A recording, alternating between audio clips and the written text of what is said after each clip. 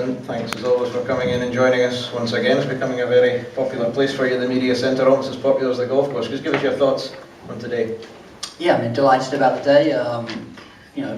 I guess strengthen the lead, if you like, 1 to 2 shots, and I guess that's always good. But I felt more importantly, I played really well today. Every time I had the club in the hand, I was telling the guys outside that I felt like I was going to hit a good shot, and that's not always the case. Some days you have to work harder than others, and some days are a bit of a grind, even if you do come in with a good score. But today was a day where it felt pretty smooth. Obviously, the key stretch was on that stretch in the front nine. Just talk us through that. That was I feel like everything was going in there. Yeah, I mean, it snuck up on me. I think that's when you play your best golf, you're not always aware of exactly how well you are going. And I didn't really realise I'd made 5 and 6 holes. So I guess that's sort of testament to how calm I was. And it wasn't a great start. Unforced error on the first hole, the 3-putting. Well, the first problem was hitting my ball above the hole. I knew that I wanted to be short left of the hole there and hit it long right. 3-putted, and then from that point I had to settle myself into the round. It took definitely a couple holes, but it was nice to put that behind me with that spell, with that nice run of birdies. Yeah. A lot of great support out there, but of course primarily from your mum, who's joined us here as well. It must be nice to have her here with you this week. Yeah, it is. Yeah, definitely spent some quality time together. Haven't just had nice quiet evenings, and normally the kids are running the show, so it's been nice to spend some time with my mum. Okay, we'll move to some questions with microphones at either side of the room. Ewan, start us off, please. Justin, what's your front-running record like on a Sunday, and is it something you relish and enjoy doing? Well, I think it's much improved. I think it's pretty good right now. When I'm in and around the lead, I feel like Sundays, people have been commenting, scoring average on Sunday the last year or 2 years has been pretty good. Often between 20th, 25th place. I've been having great Sundays to finish top 10, weeks like Dubai. Playing with the lead's always a little bit different, but I feel pretty comfortable the last few times I've had the opportunity. I've done well. Joy, do you have a question? Down the front, please. Justin, do you think a round of 62, like you shot in Dubai in the final round, is possible out there in this course? And would you try to go for something like that, knowing that you've got a 2-shot lead? I think those rounds happen organically. You can't force the issue ever. You just get hot. If you go out to shoot 62, you often take on shots that you shouldn't take on. You end up making careless bogeys, and that's the best way to shoot 73.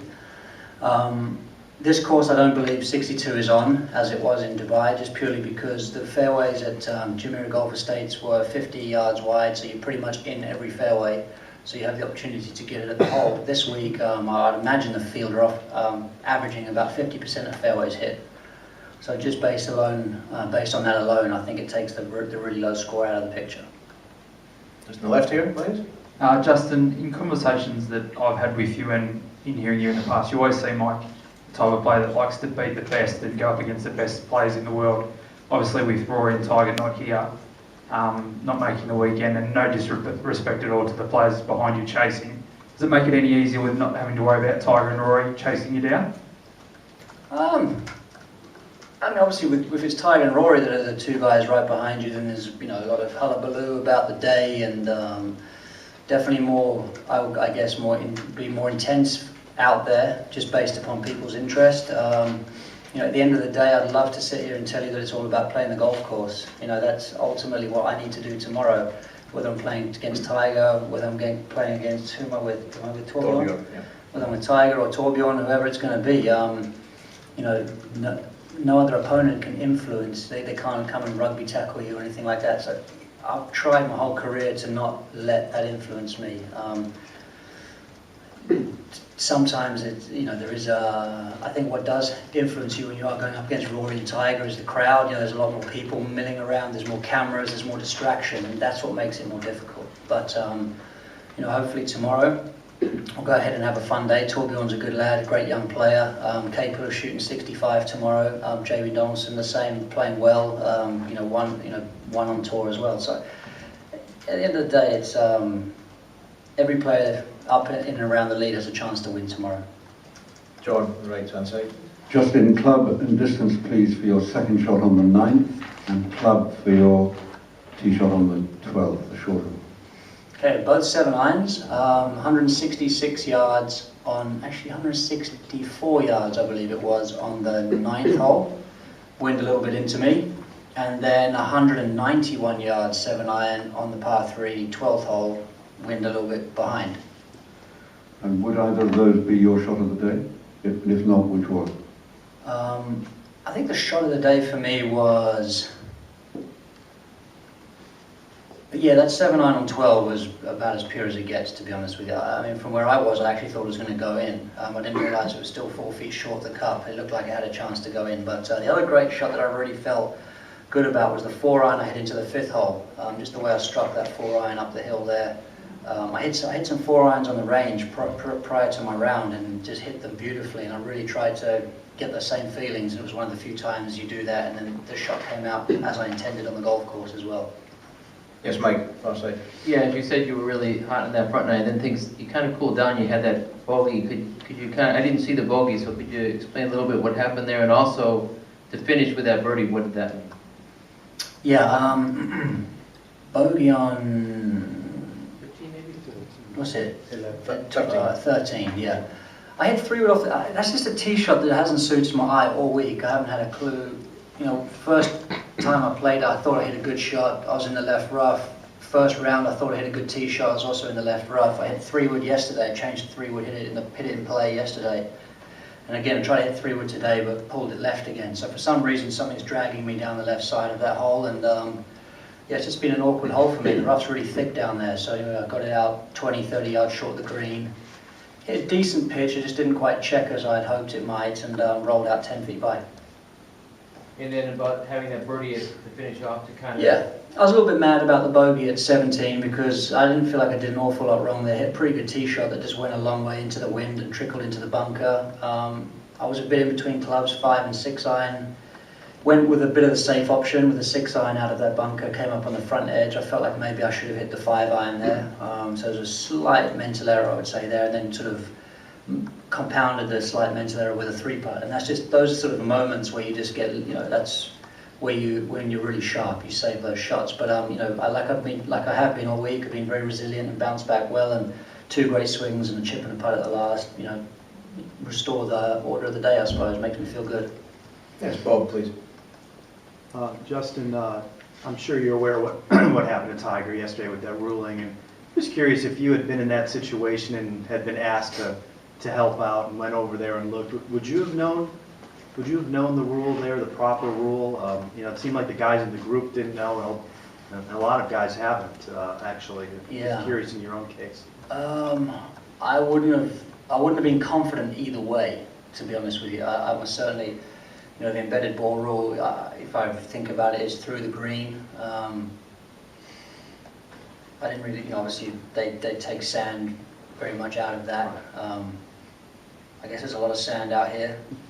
Probably a good week to refresh your memory, but I wouldn't have probably been confident enough to say, yeah, that's embedded, take a drop. I don't know. It was just, you know, it's very difficult. But I haven't seen where he hit it, but apparently it was more sort of, you know, even ice plant and stuff. So I don't know. It's tough to comment when I hadn't actually seen where his ball ended up. Yes, Kevin, in the front, please.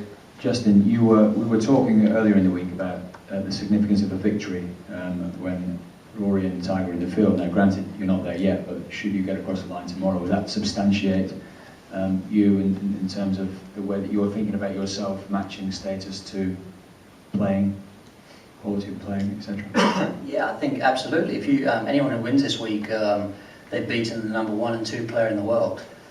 Gives this tournament absolute huge amounts of credibility, and you can say you've beaten the best players, and that's exactly what you need to do. You need to do that in majors. You need to do that most weeks on tour. But there are a lot of weeks on tour where there is a sort of a lack of the best players in the world. So these are great opportunities.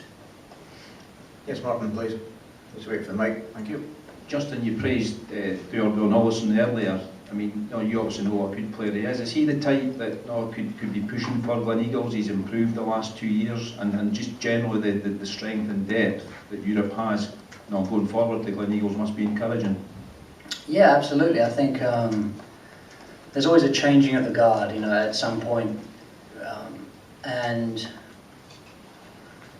you know, it's always been Monty and Clark and Westwood, and, you know, expect those guys to still have a good chance to make it. But at some point, you know, there are fresh faces, and, you know, you'd look to guys like Torbjorn to sort of fill that gap at some point, which I think is great for European golf, you know, as, you know, continental European golf as well. I think that's very important.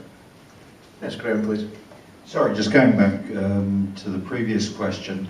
What would a win first out of the season mean to you, setting up the season ahead, Justin? Yeah, I mean,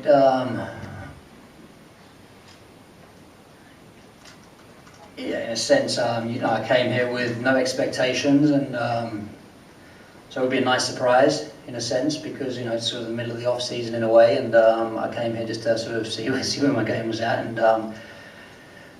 I'm kind of happy with where it is at.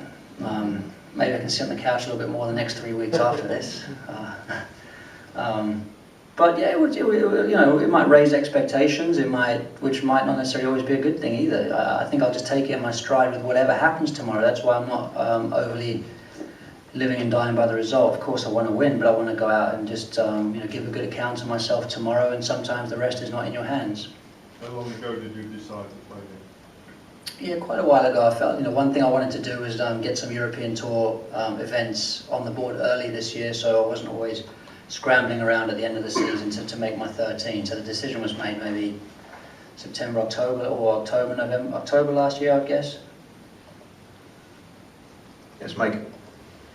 Just back to Thorbjorn, I mean, in terms of a player, what makes him, what do you think what are some of the tools he's got, what makes him a potential breakout player? I think he's a good ball striker. You know, he's a fit, strong young guy, hits the ball well. He seems to have that sort of confidence about him. Seems to be the kind of guy that could, you know, seems to handle the situation well. Seems to do that very well at the Open Championship this year when he played with Tiger. So those are the sorts of qualities. Any more for Justin? Have you played with him? I haven't played with him, no. No. Okay, well, we look forward to your debut with him tomorrow. Justin, all the best. Good luck. Thanks.